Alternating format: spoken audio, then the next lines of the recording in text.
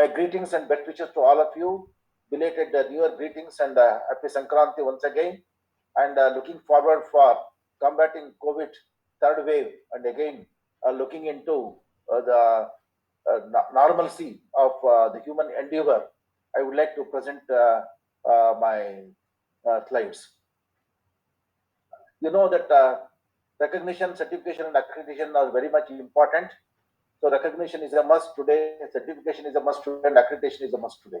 And we are speaking on accreditation because the three type of accreditations of the institutions. One is of the hospital called NABH accreditation, of the laboratories called NABL, and of the institutions NAAC. So the assessment ultimately aims at the following parameters, namely, what are the new initiatives that the institution takes up? We call it as quality initiatives, and whatever is already there, how you maintain it without deterioration is called quality sustenance, and how you enhance it, the existing ones into the newer heights called quality enhancement, and how how do you get it ensured that you are following quality issues throughout the years, and ultimately at the institution level, department level, at individual level is called quality assurance, and when everyone starts following it, we call it as quality culture. What is important of the assessment and accreditation is that is more of a self-evaluation at each and every stage. It's more of what understanding of what I am at every stage. What I means here, I means an individual, I means a department, I means an institution, and it involves all the stakeholders, namely the students, the faculty, the management, the government, and the parents, and so on and so forth. Uh, Assessment and accreditation has become a national agenda today from 1986. So from 1994 onwards itself, there is an assessment accreditation council working at the national level at Bangalore headquarters. And since 1998, it is following the assessment accreditation process. And there was no separate manual for the health science institutions, but it was a common manual for all the institutions. The importance of assessment was a must because it is every I mean, the affiliating universities started insisting on there are affiliating colleges to become NAAC accredited. To get the government grants, NAAC is a must. To get UGC assistance, NAAC is a must. In order to become a deemed to be universities or a state university, NAAC is a must. And nowadays, institutions are getting categorized into category 1, 2, 3 to grant autonomy. For that also, assessment is a must. Uh, by now, you must have already come to know that there are 7 criteria, and from 2017 onwards, there is a new manual for health science, and this health science manual came into existence only recently, and from 23rd September 2019, the new manual for health science institutions and health science colleges have come into practice. And there the importance of it is that it has got both the methodologies of the new methodology when compared to the old methodology. I request all of you not to look into the methodologies followed before 2017 for simple reason that those methodologies were totally different. It was totally a qualitative methodology where everything was assessed in terms of the PTM perspective. But the present methodology is having 70% quantitative analysis and 30% qualitative analysis, and it make it 10%, and it is based on ICT-enabled process. Hence, it is objective, transparent, scalable, and robust, comprehensive, faster, focused, and refined. And there is extensive use of the ICT.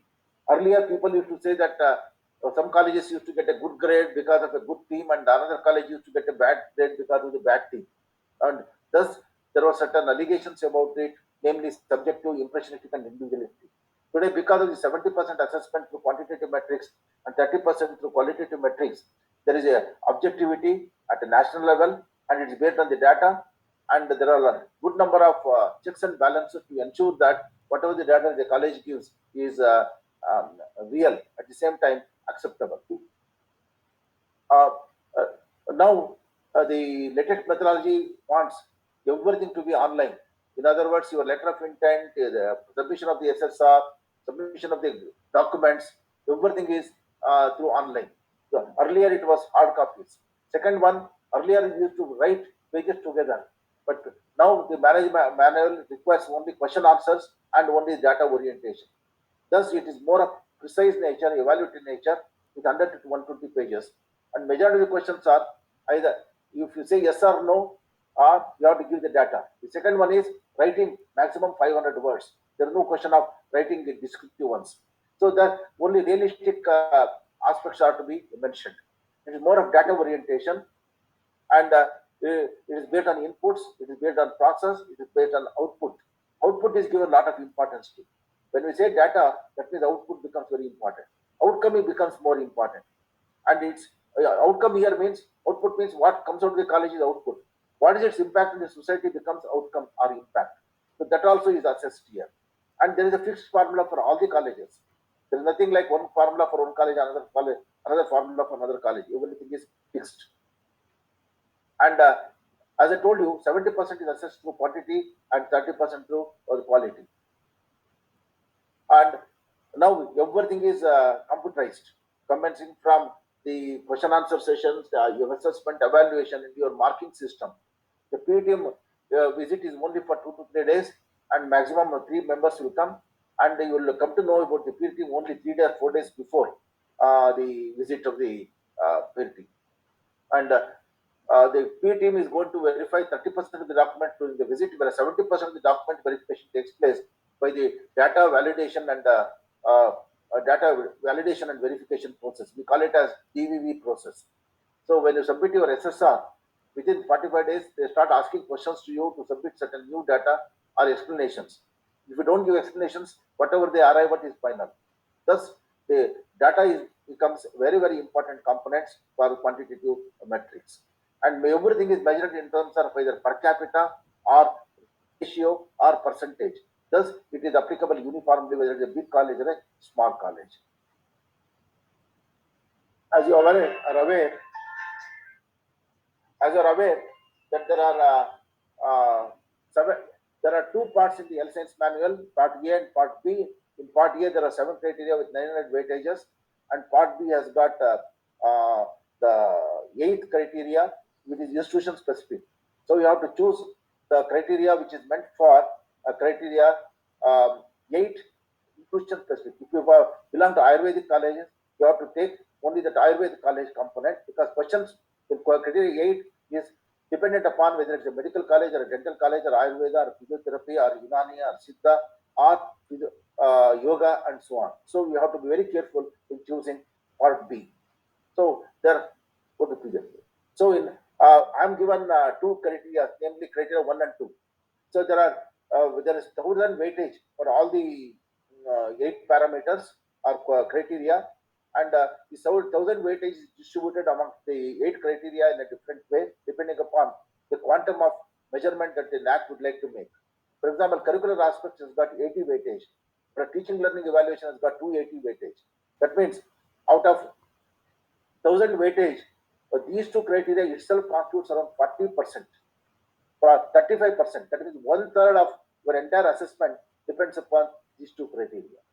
So whether you would like to get a good grade or a bad grade, or whether you would say or sing, depends upon these 2 important criteria, because these are the one is known as the brain of the institution, another is known as the heart of the institution. So the brain and the heart are very, very important ones. And since morning you must have already come to know the different criteria. Criteria 3, 4, 5, 6, 7, and only 1 and 2 are left out. So I would like to deal with the curricular aspects. As I told you, the curricular aspect has got around 10 questions. Of them, 2 are qualitative questions and 8 are quantitative questions. And the quantitative questions have got weightage of 65, whereas qualitative questions have the weightage of 15. In other words, around 80% of this is decided only through computerized questionnaire. Only 20% is decided by your answers. Thus, you have to be very careful while dealing with criteria 1. Go to next. Go to next. Go to next. Yeah. Coming to the criteria 1, there are 4 key indicators. We can call it as heading and subheadings. If curricular aspect is heading, there are 4 subheadings. The 4 subheadings are 1.1 curricular planning and implementation, Second one is known as academic flexibility. Third one is called curricular enrichment. And fourth one is called feedback system. And the 80 marks is distributed amongst them. For example, for curricular planning and implementation, 15 weightage. For academic flexibility, 20 weightage. For curriculum enrichment, 25 weightage. And feedback system, 20 weightage. Please remember, these weightages ultimately decides what type of answer you are supposed to give. Go to the next slide. Next slide. And this you must be knowing that once you get the final score for 1000 weightages, it's converted into CGPA, and the CGPA will be interpreted like this. The CGPA is the scale of 1 to 4. If we get less than 1.5, you are not accredited. Minimum 1.5 is a must. 1.5 to 2, you call it a C grade. Accredited but C grade. 2.01 to 2.5, B grade. 2.51 to 2.75, B plus accredited grade. Nowadays, UGC issues a circular stating that only those institutions which have got B plus will be eligible for continuation or affiliation or grants, etc. That means you must aim at getting 2.51 minimum. But to survive, you should get minimum 1.5. But to be able to move further, you should get minimum 2.5 and above. And to become a A grade institution, 3.01 and above. This is how the accreditation scale is given. Now let me deal with the criteria one. Many of us, with due apologies to affiliating colleges, many of us are not at all bothered about this particular curriculum because we are under the impression that curriculum is given by the university. Syllabus is given by the university. We have nothing to do with it. Whatever the syllabus the university gives, for example, you are all affiliated to MUHS and you are all controlled by, recognized by the central agency, Central Committee for Ayurvedic Education, CCIM or something like that. So whatever they give, you verbatim follow it without even knowing and trying to understand why it is meant for and what is meant for. Thus, forgive me if I am wrong, 90% of our faculty do not know the definition of curriculum, definition of syllabus, the difference between the curriculum and the syllabus. This is really a very sorry state of affairs when I visit the colleges. That's why I'm a bit vocal in telling this, that unless you know what is curriculum, it will be very difficult for you to answer this particular criteria. First of all, you are an Ayurvedic college. Why you are an Ayurvedic college? Because you give programs in Ayurveda. So when you say programs in Ayurveda, that means the curriculum is of Ayurveda. There is another college called Homeopathy College. It is called as Homeopathy College because the curriculum is of homeopathy. There is another college called Medical College. It is called Medical College because their curriculum is medical curriculum. In other words, it is the curriculum which decides the type of institution. So curriculum decides your vision, type of students who come to you, type of teachers, type of infrastructure, the type of management and finance. Everything depends upon this curriculum. If you are Ayurvedic college, if you are offering Ayurveda, that what type of infrastructure is required? That is specified as per Ayurvedic requirement. So in other words, whatever that happens in a college, in a particular discipline or a specific specialization, it depends upon the curricular aspects. The curricular aspects play a very important role, and ultimately decides what to teach, how much to teach, when to teach, and so on. Whatever research you should undertake, whatever students are coming out of this institution, what is that they are capable of doing. Everything ultimately depends upon the curriculum. In other words, entry point, focal point, travel route, target route, and ultimately your existence depends upon the curricular aspects. But unfortunately, you are not at all given any importance to it. When I take up the questions, you will understand how difficult it is. So, curriculum, what actually we mean by curriculum? Curriculum is different and our syllabus is different. Curriculum is the design of an entire program. In other words, what is the title of it? What is the duration of a program? Who is eligible for a program? And how much is the duration of the program? And what is to be taught in first year, second year, third year, fourth year? And how the subjects are taught, how they are arranged. In other words, structure of a program. Then content. If there are say 14 subjects, how these 14 subjects in Ayurveda there are 14 subjects and 14 departments. How these departments teach Ayurveda to make a student eligible to be BIMS. So here, first of all, you have to distinguish between the curriculum and syllabus number one. So curriculum is the design of the entire program. It gives the title, the duration, the eligibility, the structure, the content, how to deliver, how to transact, how to evaluate, how to certify. So all these things is known as regulations. And these regulations are given by your central authority. And whatever is given by the central authority is sacrosanct. Even MHS will not be able to modify this because the rule says whenever there is a central agency, their decision is final. Then what is not final? When I say this is the regulation, in that regulation, what is known as content is there. That means what is the content and how it is delivered. That is called syllabus. In first year, what are the detailed aspects that we should teach the students? Second year, third year, fourth year, fifth year. How much of theory, how much of practicals, how much of clinicals, how much of field work, how much of hands-on experience, so on and so forth. That is called syllabus.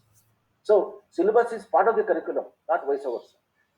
And see this curriculum also says this program is meant for whom, when, where, how much, how long. All these aspects is known as regulations. Then the content that is there, it is always subjected to change. What is relevant today may not be relevant tomorrow. So what is relevant till today is there in the curriculum, in the syllabus. What is irrelevant is usually removed. What is recent advances is always added. We call it as curricular development. Curricular development or syllabus development is a continuous process. For example, COVID was not heard of 10 years back, but nobody heard of it 2 years back from the point of treatment. Suddenly, COVID has come into picture. So, what are the causative agent of COVID, corona? What are the signs and symptoms? What is case history? What is the signs and symptoms? Ultimately, how the patient, what is the mode of treatment, and what is the mode of recovery? What is the percentage of mortality, morbidity? Everything is decided. Now, that content has to come into the curriculum. And what is obsolete will go out. So, the respective curriculum the syllabi will get modified accordingly. Suppose MRI mission was not heard of 25 years back.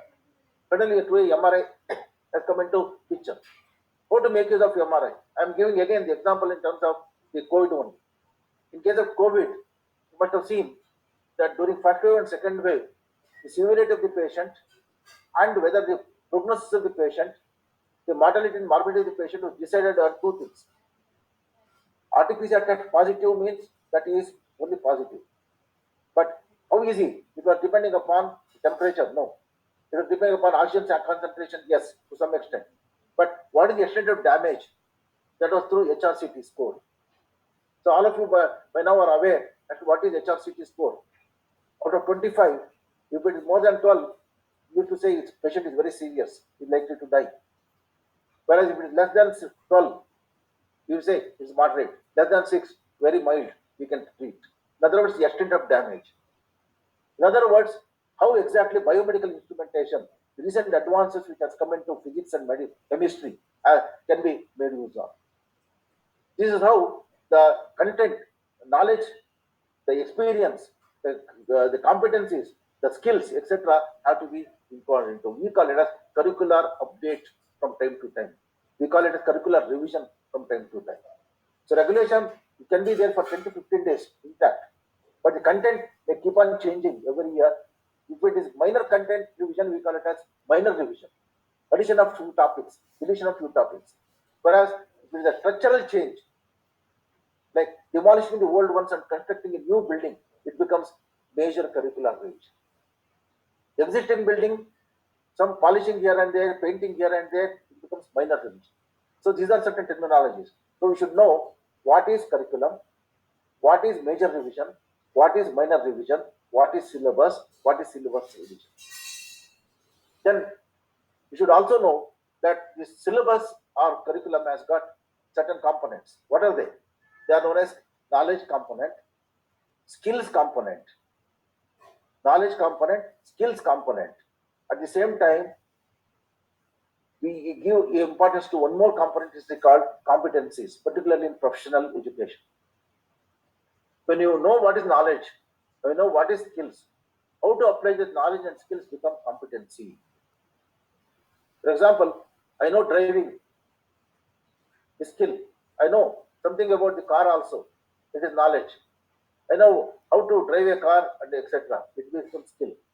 But I drive the car in such a way that apply the brake suddenly, or I don't know whether there is hump or not. So there will be a lot of disturbances for those who are sitting in the car. In other words, I have the skill, but I don't have the competencies. So competency ultimately aims at perfection of application of the knowledge and the skills. So in the Ayurvedic college or in a homeopathic college or in a medical college, we not only aim at knowledge and skills, but we aim at competencies. That's why nowadays we call it as competency-based curriculum. Competency-based curriculum. So whatever you would like to do, it should be based on competence, not just knowledge, not just by skills. Then the next component is apart from knowledge and skills and competencies, the attitude of the doctor is very, very important. So we give importance to attitude. We give importance to ethics. Ethics also. I request all those to please mute yourself. Anga madam, mute yourself. Anga madam, mute yourself, please. Yeah. So attitude of a doctor is very, very important today. Attitude, in fact, of any person is important, but particularly of the doctors, because they live with other human beings. Hence, attitude becomes very important.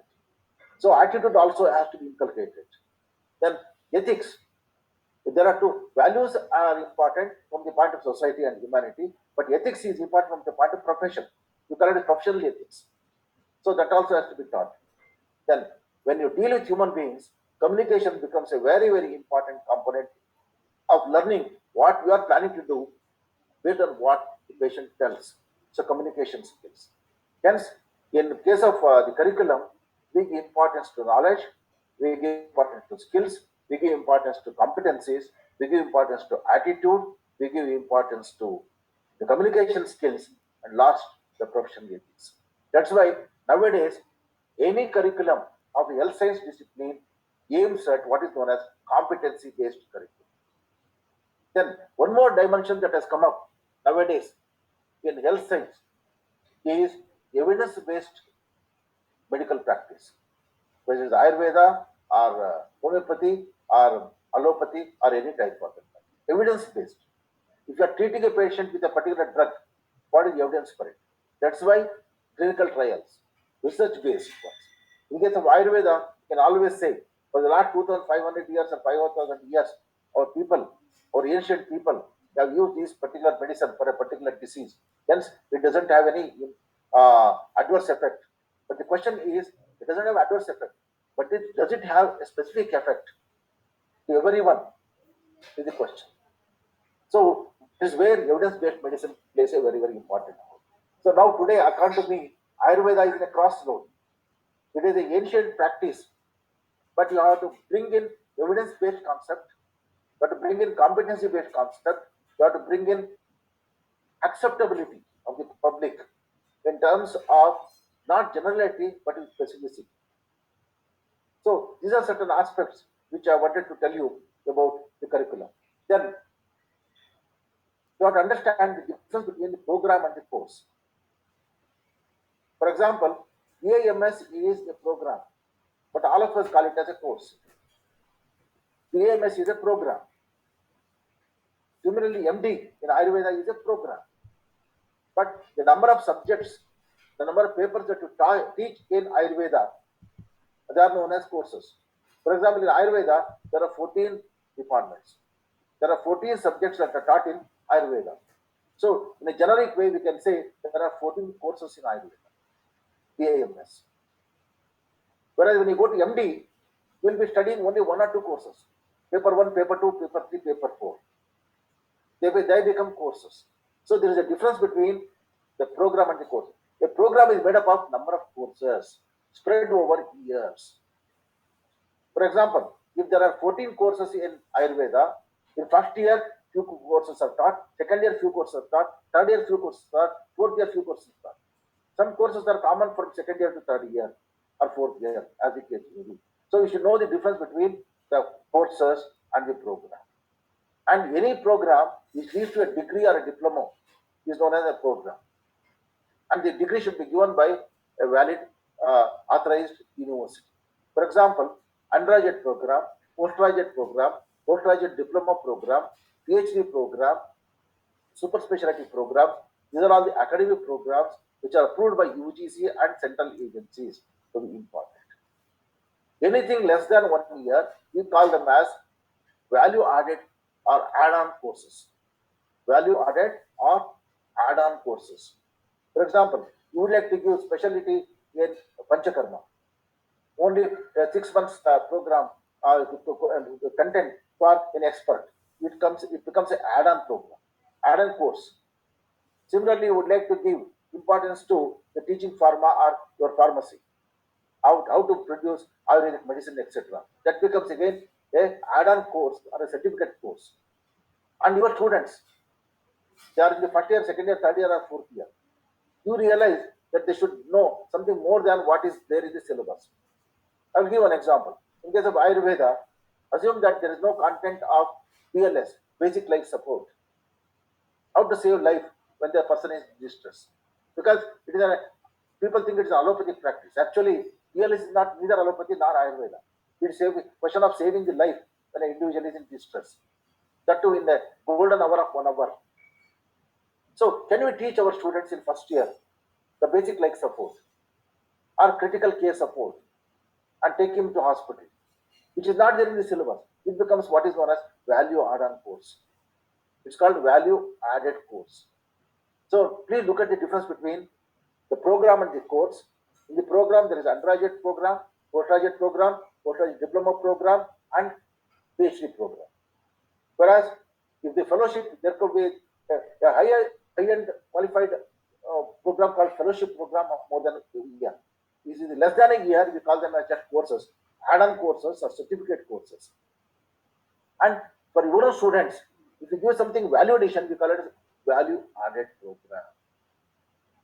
So these are the terminologies that you should understand before attempting to answer the question. Next slide. I already told you that professional ethics, value system, knowledge, skills, competencies are an important component. And the academic programs include UG, PG diploma, fellowship, diploma program, PhDs. And enrichment and validation to main curriculum is known as curricular enrichment or value addition. Ultimately, our aim is to ensure that whomsoever comes out of the portal of the college should be the best in terms of knowledge, skills, and competencies, values, virtues, and professional ethics. That is the aim. That's what the curriculum aims at. As I told you, there are 4 sub-questions or sub-headings. Curricular planning and implementation, 15 marks. Academic facility, 20. Curricular enrichment, 25. Why I am telling this is, curricular enrichment, majority of them even do not know what is the definition of it. 25 marks straight away you lose. That's why I am highlighting on that particular component. Feedback system, 20. Total 80 marks. So ultimately there are 10 questions, 8 quantitative and 2 qualitative, 65 weightage for quantitative and 15 weightage for qualitative. Now let us look at the questions. Please read. This is how we have to ultimately answer the self-study report online. And when you open the portal, this will be the first question. Institution ensures effective curricular planning, delivery, and evaluation through a well-defined process, as described by respective regulatory councils and affiliating universities. Question is very lengthy. You have to write within 500 words. And what is expected of you is, do you have a mechanism to ensure that there is effective curricular planning and delivery? So for academic planning and delivery, what is required is your academic schedule. When the classes are, when the admission is open, when the classes start, when there is internal assessment, when there is final examinations, when the results are going to be announced, when there is the starting of the next year, and so on is called academic schedule or academic calendar. That is for the entire year, and it's usually uniform for a given institution or university. Then what is it? Based on that academic calendar, institution improvises and adopts it. And based on that, they prepare. Based on the curriculum, based on the academic calendar, they start preparing timetable. Timetable, first year, second year, third year, fourth year, first term, second term, what are the subjects taught, how much is to be taught, etc. In other words, first hour is taken by who, second hour, second by who. That's called timetable. So here it is entry point, teaching learning, then examination, internal examinations, then summative examinations, announcement of results, then summer holidays, and including the internship and award of degrees. So if we have a specified program, a schedule, a timetable, which is well calculated, well articulated, well structured, made known to everybody, and it should fit into regulatory authorities module. Suppose if the CCM says August 1st is the date of reopening, if your schedule says 25th of August is reopening date, that means you are deviating from regulatory authority.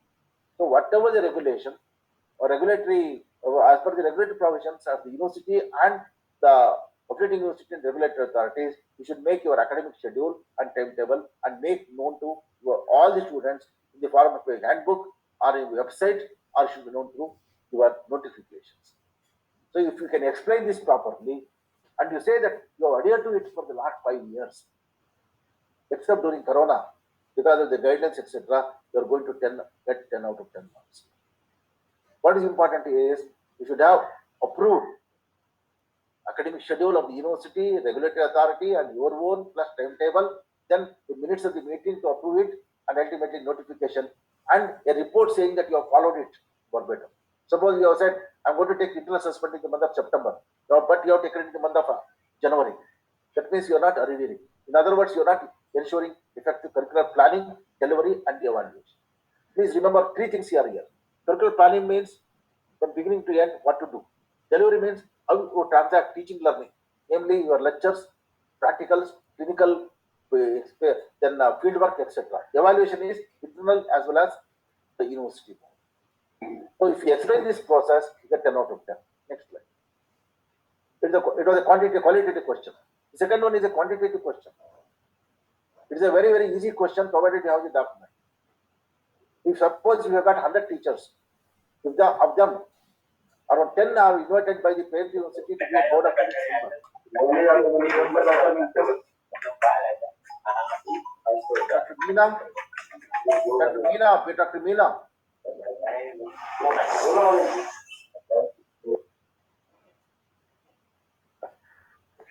So here the question is, you have to have the different number of teachers. Of them, how many are invited as board of trustees members or academic council member of the university, and based on that, you will be ultimately answering this question. Suppose if a person is a member of board of trustees for 3 years, in all the 3 years, you will be counting that particular person. You get 5 out of 5 marks, provided you have the data. Next slide. Interdisciplinary courses. I told you, if you know the difference between the program and the course, and if you list the courses where more than one department is involved in teaching it, it is called as interdisciplinary courses. And suppose you have got 100 in the AMS program, suppose you have got say 25 courses, that how many are interdisciplinary, how many are interdepartmental, you can calculate and put it. With the help of the documentation, you get 10 marks. See, this is what I told. You are offering BAMS as well as MD.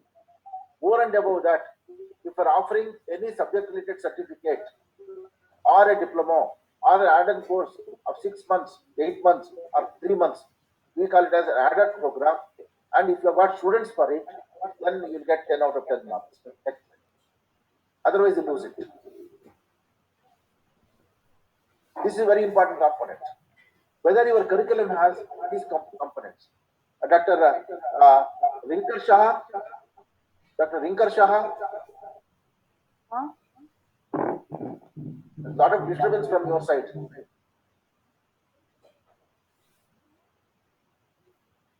Dr. Rinkar Shah. Rinkar Shah sir, please mute yourself. So we call these people, whatever is relevant to society, we call it cross-cutting issues. What are they? One is gender. Second is environment and sustainability. Third one is human values. Next one is health determinants. Then right to health and emerging democratic issues and professional ethics. These are called as relevant components. Again, from the point of COVID, let me tell you, COVID has changed the health determinant component, right to health component. Day before yesterday, there was a PLA in Supreme Court stating that whether vaccination has been mandatory. So somebody challenged it. It's my right that nobody can force me to take vaccination.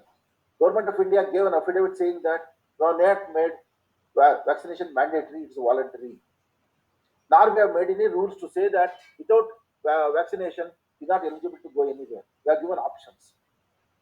Only for protection's sake, we have we have got restrictions, but there is no total barring or debarring.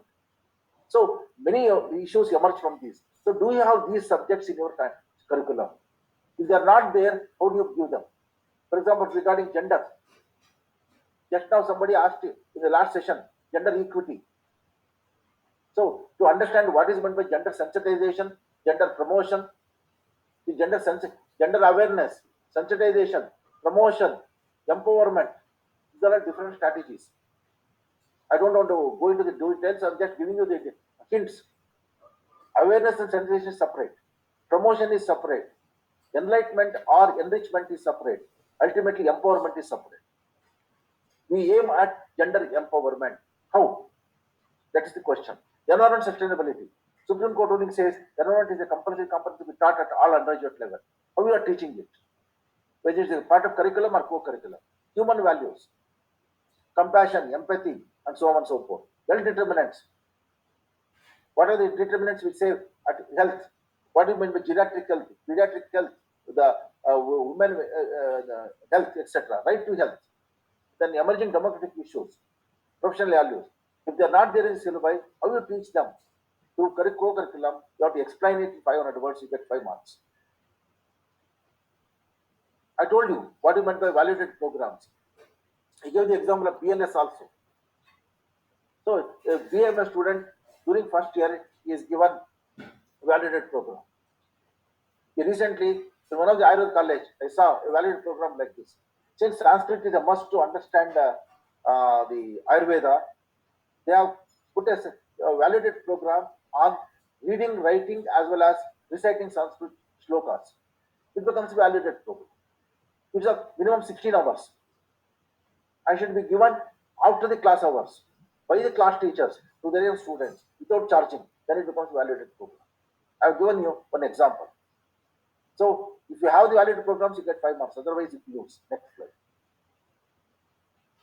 If you have the program but no students have enrolled, you lose 5 marks. You ensure that the students join it and they complete it.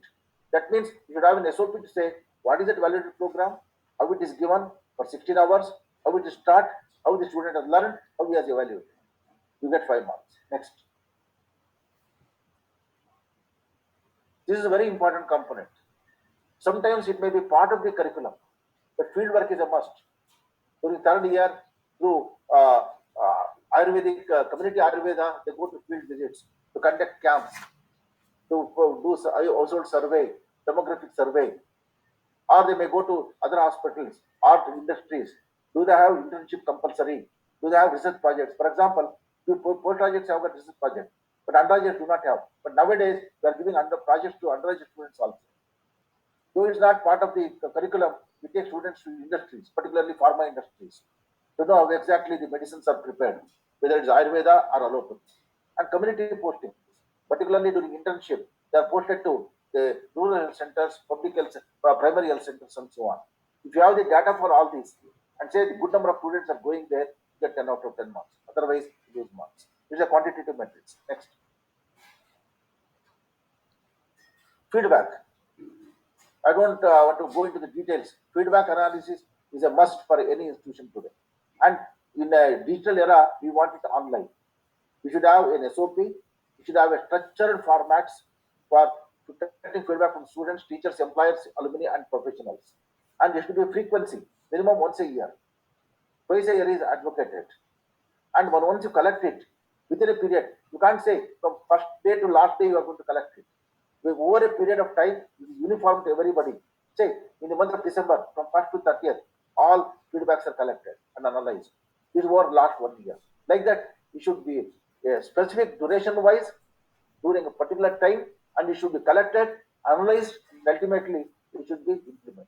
Otherwise, I give feedback today, another fellow gives after 6 months. There is no value for it. So it should be a structured feedback, both from students, teachers, employers, alumni, and professionals, and particularly on curriculum. That is, what is your program, how exactly teachers are teaching. So, in other words, on the curriculum, there should be feedback. Then you get 10 marks. Next slide. The next question is another 10 marks. Look at it. You have collected, you get out of 10, 2 marks, 2.5 marks. You have collected, analyzed, you get 5 marks. You have analyzed as well as action is taken, 7.5 marks. You take collected, analyzed, action taken, and it is made available in the institution website for everyone. Then you get 10 out of 10 marks. So you should ensure that you are following all these four. Then you will be completing the question number 1.4.2, the quantitative metrics, and you get 10 marks. Otherwise, straight away you lose either 2.5 or 5 or 7.5 marks. Next. That completes the discussion on criteria 1. Is there any questions on criteria 1? I will take it. Otherwise, I will request the organizers to go for a break. Sir, one question for criteria 1. Ah. Regarding certificate courses, the duration of certificate courses, like value-added courses, it is 18 hours. I told you, anything more than one year program is a academic program where university declares a degree. Either 3 months or 6 months or 9 months duration.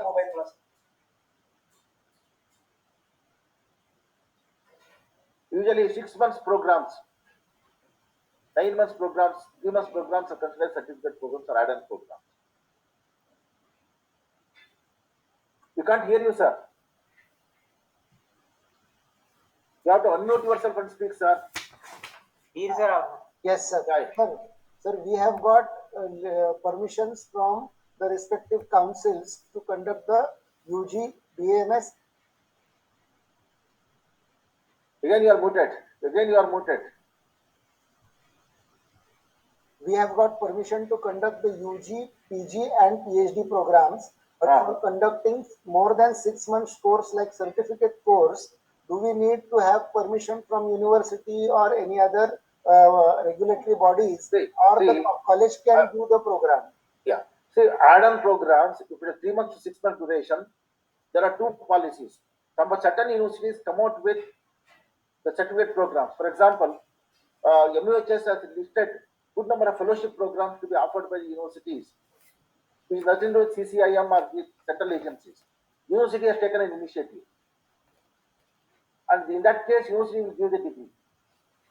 Whereas, if you on your own come out with 3 months or 6 months program, and ultimately certified, it becomes an add-on program certified by the university, by the college, and given by your company. Okay. So it depends upon the parent university's rules. If the parent university say, no, you should take the permission from us for anything, then you have to take. And one more question, sir. How many value-added courses or how many certificate courses, how many interdisciplinary courses or interdepartmental are to be conducted during one academic session? Or because the last 5 years data is been I'll tell you one thing. You eat achar along with the food. आचार और पापड़ लेते हैं ना खाने के खाते हैं. तो आप जितना वो आचार और पापड़ खाते हैं उतना वैलिडेट प्रोग्राम्स होना चाहिए. In other words, you should be limited. You can't have 10 validated programs in a given year for a student. तो बोलते हैं ना, nut will be more weightier than the nose. It should not happen. It should be balanced one. Okay, sir. Because 16 hours duration is required.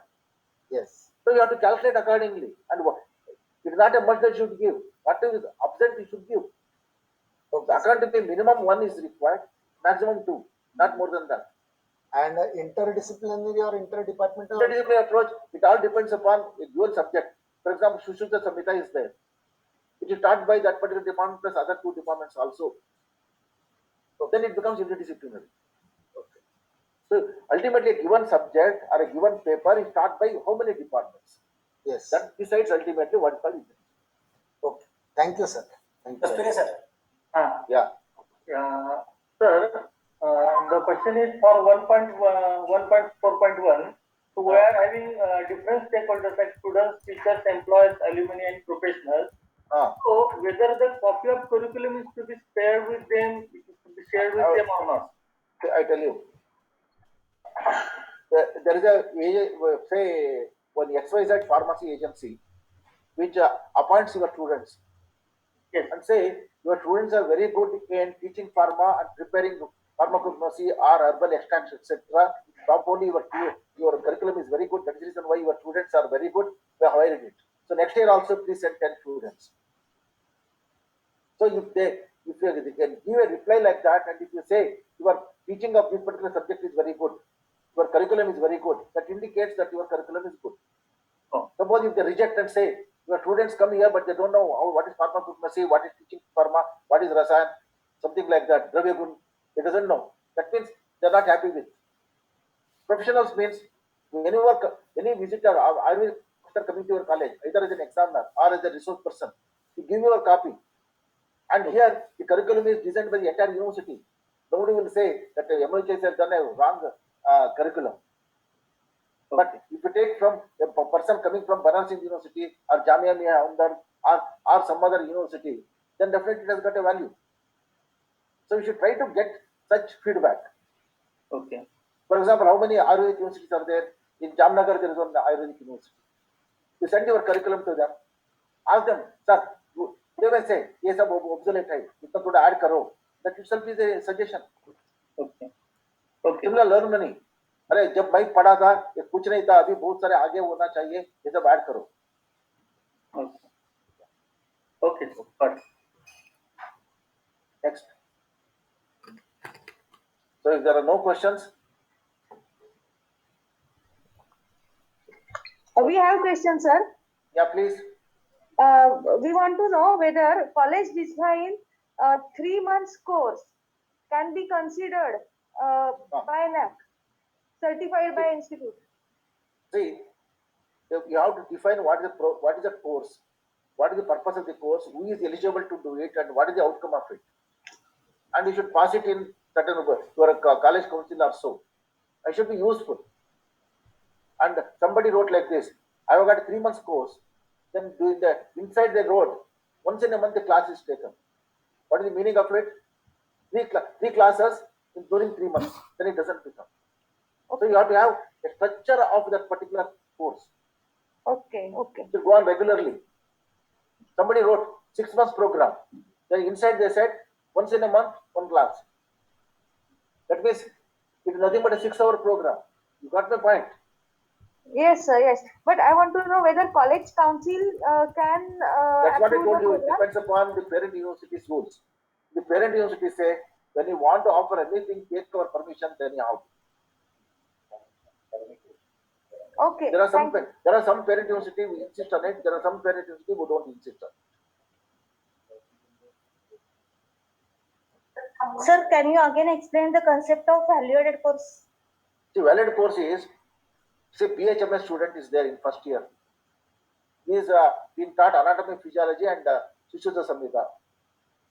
During that time, you want to, you think that the student should know something more than what is already there in the syllabus. So you come out with that content for 16 hours minimum. To be start on Saturday, Sunday, or between 5 to 6 every day. Ultimately, should say, it's just like this. The main menu is absent. So you order for an additional menu. You got my point? Okay, okay. Matlab, The additional menu cannot be more than the main menu. I already gave the example of TLS, one example. Yes, yes. Which is the meta recitation of Sanskrit, etc. So likewise, you can think of. Excuse me, sir. Sir, Yeah. shall I ask one question? Yeah, please. While pursuing the main syllabus or curriculum, shall same the student can be admitted for the value-added courses? See, please remember one thing. Value-added program is meant for your own students studying your first year or second year, third year or fourth year. चलना है करना है चलना है तो बोलो अभी भी हो जाता है अरे है So I will give you teaching an hours. example. Yeah. I will tell you one Yes, thing. sir. Yeah. Please listen to me, all of you. I am a first year BMS student. I want to know more about Sanskrit. So teachers feel that there should be a program on.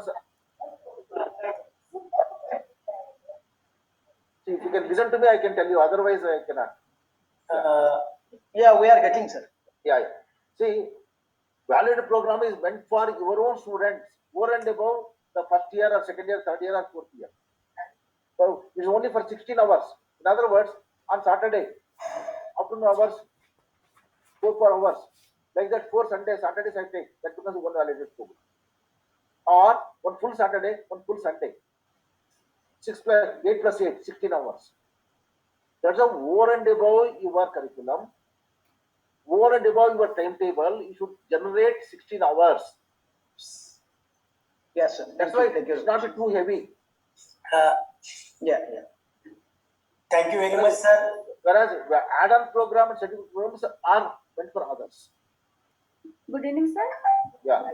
I'm Dr. Kalpana Tawlani. Hello. I would like to ask, if we take elective course already available online, can we consider it as a add-on program? At present, no.